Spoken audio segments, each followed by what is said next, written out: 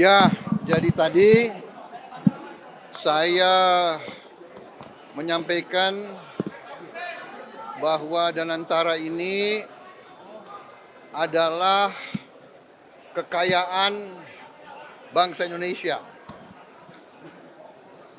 Harus dikelola dengan sebaik-baiknya, dijaga, dirawat dengan sistem yang transparan dan sangat ketat. Karena ini adalah kekayaan yang luar biasa dan bisa mendorong kebangkitan kita. Kita kelola dengan baik, kita hitung aset-aset kita, ternyata kita kaya. Mungkin sebentar lagi kekayaan Danantara akan tembus 1 triliun US dollar.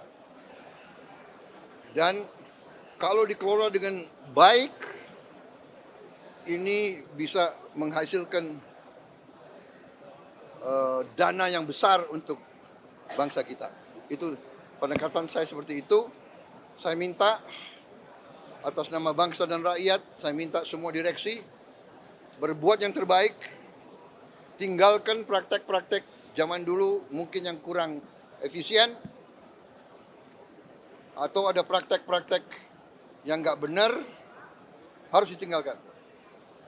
Dan saya serahkan kepada manajemen untuk mengevaluasi semua direksi. Dievaluasi kinerjanya. Dan wataknya, akhlaknya, dan prestasinya. Kalau dia tidak berprestasi, kalau dia malas-malesan, kalau dia lakukan praktek-praktek yang nggak benar, menyalahgunakan wewenang, menyalahgunakan fasilitas, saya minta diganti.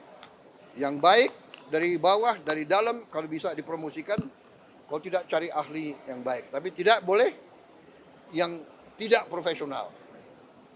Ya, saya bilang jangan memilih atas dasar suku, agama, ras, latar belakang, atau atas dasar partai politik. Tidak, ini harus anak-anak Indonesia yang bekerja sebesar-besarnya untuk rakyat Indonesia. Saya kira itu pesan saya tadi ya. Ya. Ya tertutup karena saya banyak negur juga direksi-direksi gitu. Nggak enak kan ditegur di depan kalian. Oke? Terima kasih.